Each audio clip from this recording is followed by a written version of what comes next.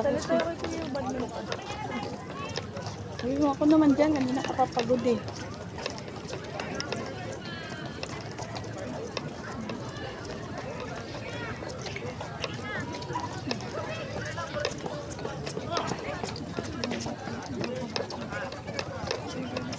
Oras ba? Mati na pa ako sa bahay. 7:02. At lumirit sila pa ako mo dito. Chat mo nga. Papatake namin. Asan pa ba? Chat mo sa akin. Chat mo Nagwawak-walk na. sila habang may tayo yung aso niya. Ba't di patanggalin? Bawal mo ma. Hindi.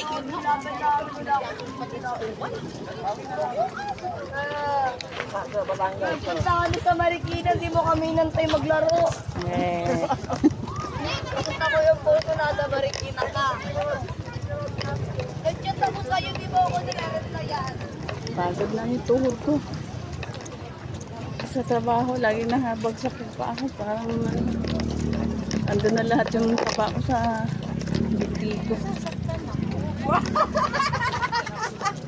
Parang ngayon ko lang narinig yung nasasaktan.